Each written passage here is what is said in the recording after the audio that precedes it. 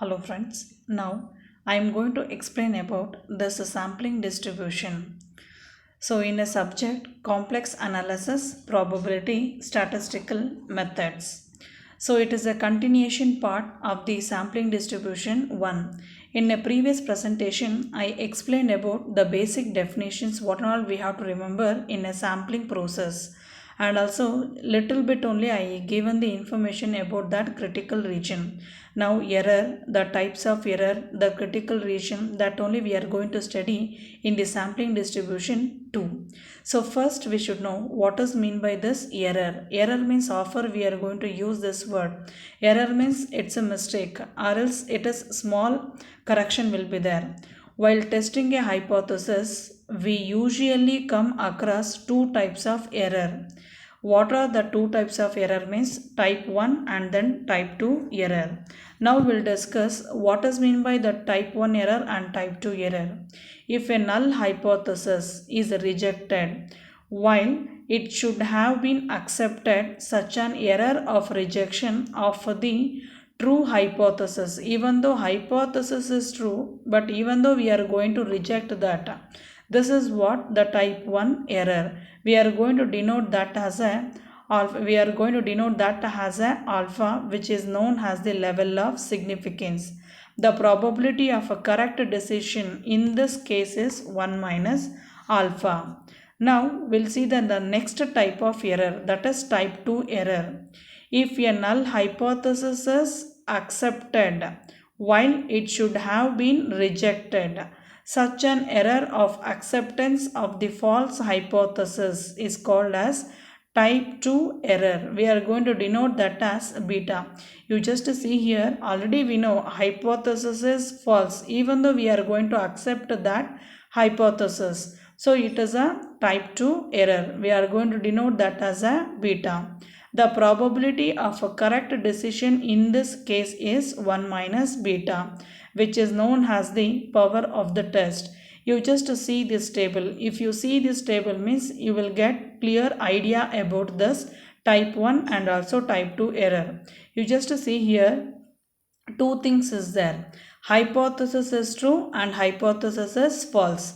So we have to accept or reject. Only two option will be there. You just see hypothesis is true means we are going to accept. That is correct decision. But hypothesis is true, that we know, even though we are going to reject that. That is type 1 error. And the next case, hypothesis is false. Already we know, even though we are going to accept that hypothesis. That is what type 2 error. Hypothesis is false means we are going to reject. That is correct decision. This is what type 1 and then type 2 error. Now we'll discuss about this significance level. What is mean by the significance level? So the probability level below which leads to the rejection of the hypothesis is known as the significant level. So it means here, so here we will get some value. That value is lies in the that values lies in between the less than, it means that value is less than the fixed value means that we are going to reject. It means that value is not lies in a particular place. Okay, so that it is not in a proper, that critical region means that only we are going to tell the significance level. You just read out this: the probability level below which leads to the rejection of hypothesis is known as significance level.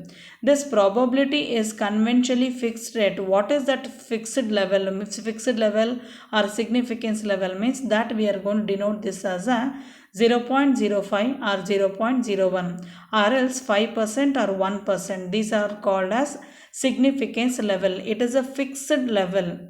So we are going to test at that particular level. We are going to test. We feel confident in rejecting a hypothesis at 1% level of significance than the 5% level of significance. 1% is we are getting more accurate value than the 5% level of significance. 5% level of significance can also be understood as the probability of committing errors of either types, type 1 or type 2 error. is 0.05. Test of significance and confidence intervals. So in a previous slide, I mentioned about that level. So some level they fixed, that is 1% or 5%.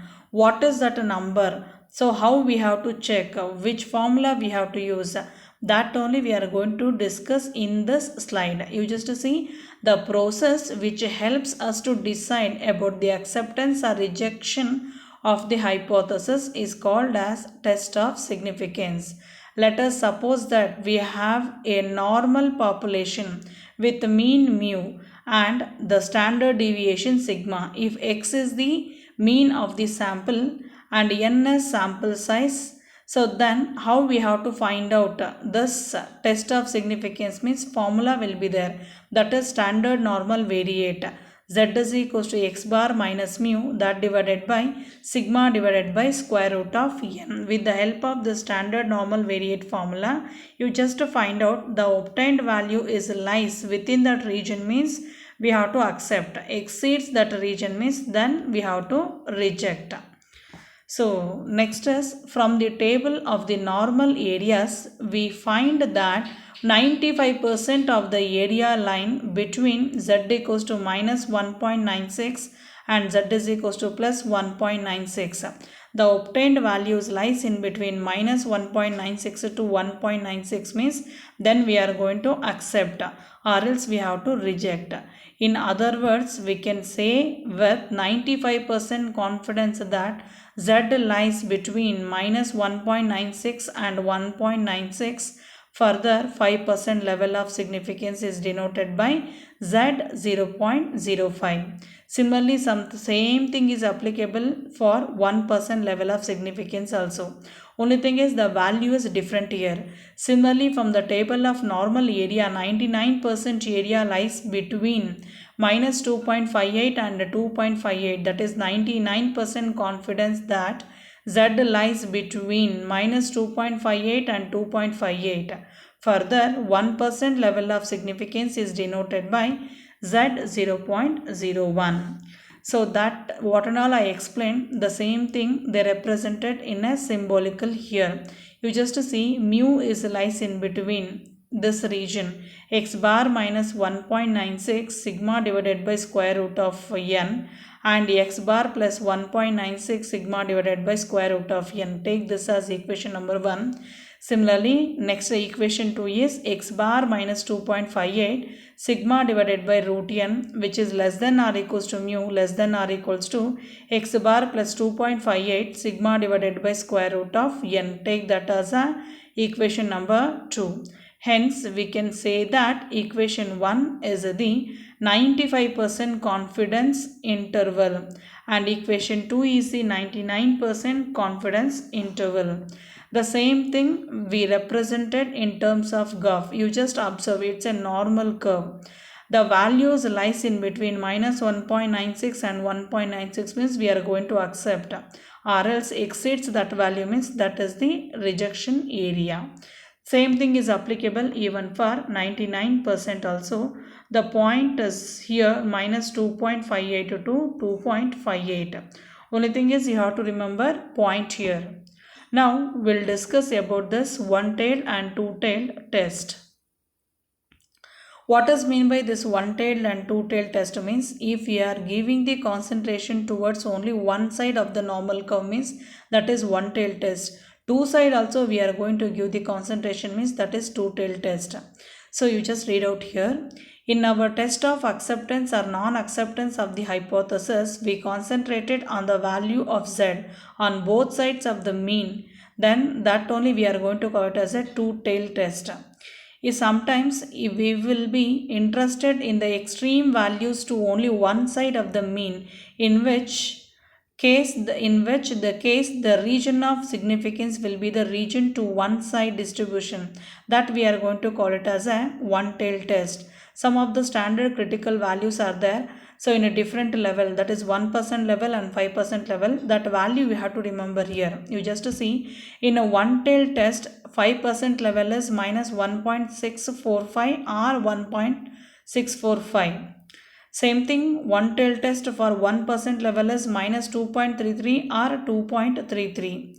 Two tail test means both the side we have to concentrate. So we are going to use that word and we are going to use, because both the side we have to give the concentration. Both the side means and will come. Any one, either plus or minus, any one side means that is one tail test. So here what two tail test at 5% level means you have to remember the point is minus 1.96 and 1.96. Same thing as 1% level is minus 2.58 and plus 2.58. The test of significance for large sample is applicable where n is greater than 30. How to test means we have to use this formula. This test is used to find out significant difference between the proportion of the sample and the population.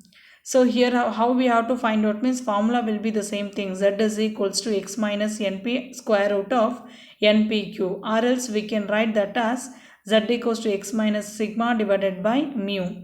So here mean is nothing but np and standard deviation is nothing but square root of npq.